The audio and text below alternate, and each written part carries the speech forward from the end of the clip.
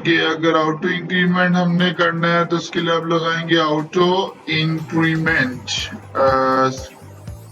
आपका ये automatically auto increment होगा। डन। ओके, ये हमने ऑन ग्रेड ऑन अपग्रेड दो ओवर फंक्शंस हमने बना लिए। अच्छा, अब हम यहाँ पे कोड करने लगेंगे इंसर्ट का कोड। अब हमने लिखनी है डीएमएल स्टेटमेंट्स। वो हमारी कौन सी होती है? डाटा मैनिपुलेशन स्टेटमेंट्स, कि जो हमारे रिकॉर्ड्स को ऐड करते हैं। ओके, अभी तक जो मैंने काम किया है वो मैं रिपीट कर देता हूँ। मैंने क्लास बनाई सिंपल सी, उसको मैंने एक्सटेंड किया एस्केलेट ओपन हेल्पर। ये बेसिकली आपकी डेटाबेस की क्लास होती है। ये आपको बेसिकली दो आपके ओवरहेड फंक्शंस लेके आ रही है, ऑन क्रिएट और ऑन अपग्रेड। ऑन क्रिएट के अंदर हम डीडीएस स्टेटमेंट्स लिखते हैं, ऑन अपग्रेड के अंदर आप बेसिकली दोबारा ऑन क्रिएट को कॉल करते हो। ओके, और कंस्ट्रक्टर के अंदर हम बेसिकली डेटाबेस का नाम लिखते हैं। ऑन क्रिएट के अंदर मैंने टेबल का कोड कर दी है, और ऑन अपग्रेड के अंदर कर रहा हूँ कि अगर टेबल पहले का क्रिएट हुआ है तो उसको दोबारा क्रिएट ना करे। ओके, आगे इसके आगे मूव करते हैं हम। मैं एक फंक्शन बना लेता हूँ सिंपल सा,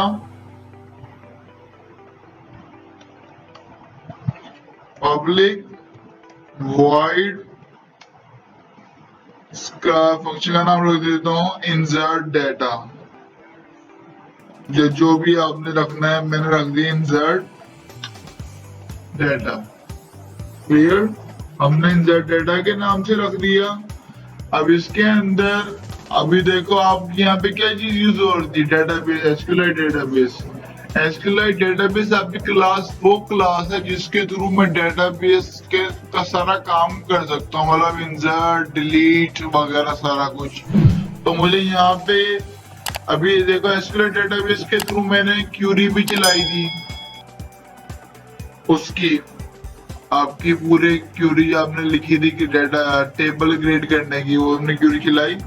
अब इसी के थ्रू मैं यहाँ पे लिखूंगा एसक्यूएल डेटाबेस डीबी, जो भी नाम रखना है, is equal to this dot get readable और गेट राइटेबल। इन दोनों में फर्क क्या है? गेट रीडेबल डेटाबेस का मतलब ये होता है, अगर आप this dot get readable database लिखोगे इसका मतलब है कि ये जस्ट आप रीड करने के लिए कर रहे हो, मतलब सिलेक्ट करने के लिए। सेलेक्ट का काम क्या होता है? जस्ट व्यू करना। और राइटेबल का मतलब है कि आपने इंसर्ट करना है, डिलीट करना है, अपडेट करना है या व्यू करना है। राइटेबल में सब कुछ चला हुआ है। क्लियर, हमने इंसर्ट करना है तो मैं इसमें यूज करूंगा गेट राइटेबल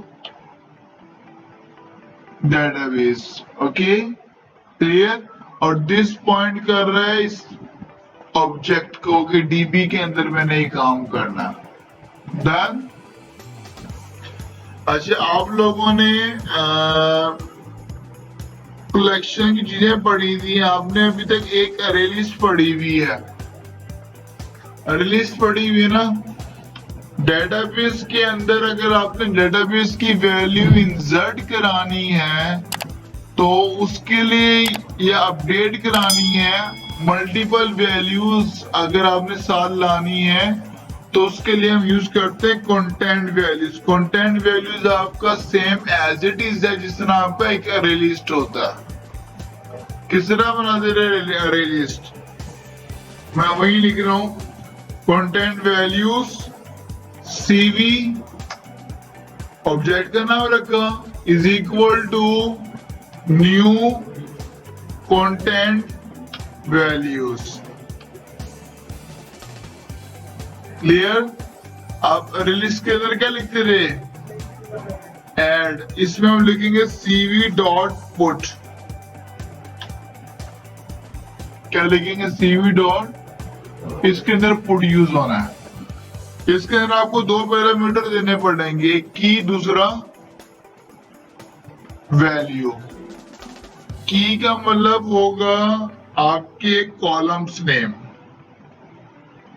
कि ये वाली वैल्यू अपने किस कॉलम में भेजनी है। यहाँ पे आपने एज इट इज स्पेलिंग वही लिखने हैं जो आपके कॉलम्स के नाम है, क्योंकि इसने उस कॉलम पे वैल्यू भेजेगा कौन सी वाली, ये कोमे के बाद वाले। अगर आप यहाँ पे एबीसी लिख रहे हो इस तरह करके डबल कोट्स में, ये एबीसी स्ट्रिंग में जो वैल्यू है कहाँ भेज देगा, आपकी की में जो आप यहाँ पे बताओगे। और की में यहाँ पे बता देता हूँ। अब मेरे कॉलम्स नेम कौन कौन से हैं, एस आई डी है। एस आई डी आपको बताने की जरूरत नहीं, क्योंकि उस पर आपने ऑटोमेटिकली क्या लगाया हुआ है, ऑटो इंक्रीमेंट। इसको हम स्किप कर देते हैं। आपका अगला कॉलम का नाम क्या है, एस नेम, तो इस डबल कोट्स में मैं यहाँ पे लिख देता हूँ एस नेम। अगला मैं यहाँ पे लिख देता हूँ एज, सीक्वेंस मैटर नहीं करता। ओके, ईमेल, पासवर्ड और फोन नंबर।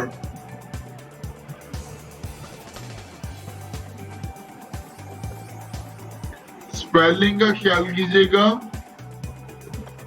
मैं यहाँ पे लिख देता हूँ फोन नंबर,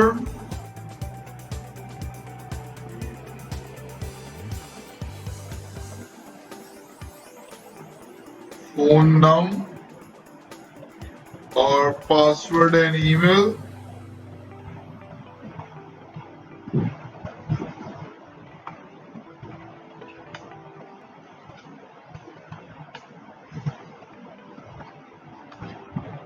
अब यहाँ पे लिख देता हूँ, एक ईमेल का कॉलम में जानी है, दूसरी वैल्यू किसमें जानी है, हमारी पासवर्ड में। ये हमारे कीज हैं।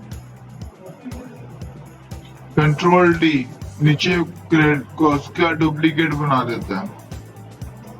क्लियर बात यहाँ तक?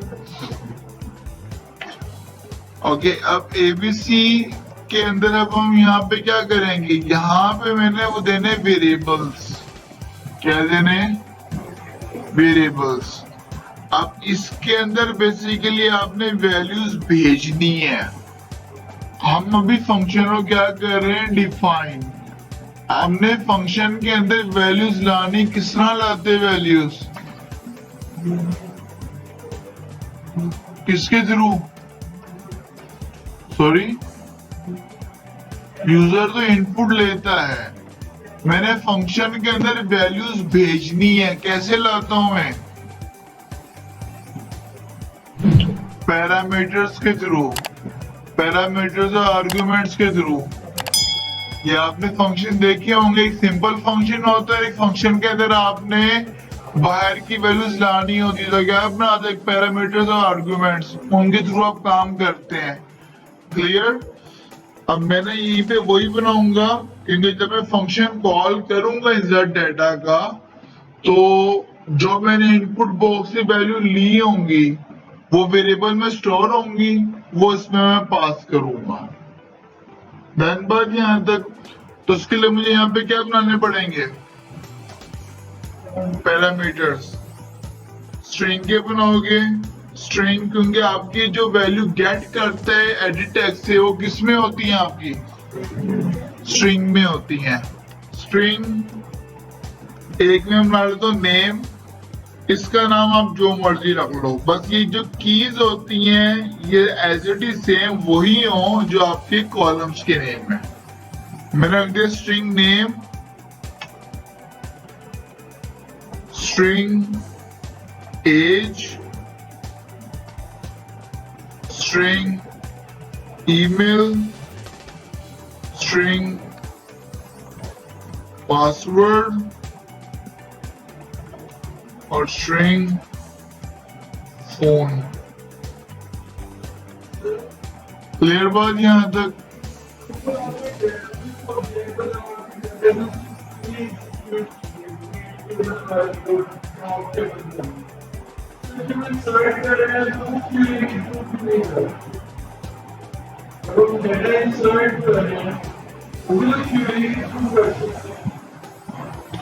अभी मैंने इंसर्ट क्यूरी नहीं लिखी, गौर से देखो जी। ओके, यहाँ तक बात क्लियर है। अब मैं यहाँ पे वो वेरिएबल पास कर दूंगा। एस नेम के अंदर कौन सा वेरिएबल हमने देना है, जो नेम के अंदर वैल्यू स्टोर होगी वो बेसिकली मेरा नेम होगा, और एज यहाँ पे एज हो गया। This one is my phone, parameter से फोन आ रहा है, और ईमेल वाले की के अंदर हमारा ईमेल वाले वेरिएबल की वैल्यू जो है, और पासवर्ड की के अंदर हमारे पासवर्ड वाली वैल्यू जो है। क्लियर? ये सारी वैल्यूज हमारे किसके अंदर सेव हो रही हैं? सीवी के अंदर, सीवी के ऑब्जेक्ट में सेव हो रही है हमारी सारी। अब हमने यहाँ पे क्यूरी लिखनी है, वो हमारी किसके थ्रू होता है? सिर्फ ये मैंने बताया डीबी एसक्यूएल डेटाबेस के ऑब्जेक्ट के थ्रू, डीबी डॉट अच्छा एग्जीक्यूट एसक्यूएल, इसके थ्रू हम डायरेक्ट पूरी क्यूरी लिख सकते हैं, इंसर्ट इनटू टेबल नेम।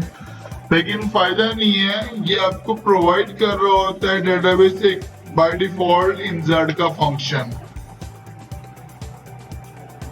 ये आपको बाय डिफॉल्ट एक इंसर्ट का फंक्शन प्रोवाइड कर रहा है, जिसके थ्रू हम डेटा को इंसर्ट कर सकते हैं। आप उस तरह भी कर सकते हो या इंसर्ट का फंक्शन भी यूज कर सकते हो। क्लियर? इंसर्ट के फंक्शन के अंदर आपसे कुछ पैरामीटर डिमांड कर रहा है, वो डिमांड क्या कर रहे हैं? सबसे पहले आपसे क्या मांग रहा है? Table name. टेबल नेम किस में होना चाहिए आपका? स्ट्रिंग में। टेबल नेम हमने क्या रखा था? स्टूडेंट। ओके, अच्छा इसका बेटर वे यही होता है कि आप एक काम करो, आप लोग काम ये करो के ऊपर वेरिएबल्स के थ्रू पास करो, यहाँ पे वेरिएबल पास करो, ताकि अगर आपको मैं कहूँ एकदम टेबल का नाम चेंज करो, आप एक जगह से चेंज करो, हर जगह से क्या हो जाएगा? अब आपको अगर मैं कहूँ यार स्टूडेंट की जगह स्टूडेंट्स कर दो, वहां से भी चेंज करोगे डेटाबेस में से, यहाँ से हर जगह से आपको चेंज, अपडेटेड क्यूरी वहां पे भी चेंज करोगे, आपको इस तरह ना हर जगह चेंज करना पड़ेगा, जिस तरह हमने शेप प्रेफरेंसेस का देखा था। क्लियर बात यहाँ तक? अच्छा स्टूडेंट, उसके बाद अगला पैरामीटर हमारा कौन सा है? अगला पैरामीटर अगर नहीं नजर आया नल पास कर दो, नल ही देना था। अच्छा, और अगेन नल पास कर रहा हूं। ये अब आपसे मांग रहा है वैल्यूज। वैल्यूज हमारी किसके अंदर है? सीवी के अंदर। ये हमने यहाँ पे क्या पास कर दिया? CV, that's it.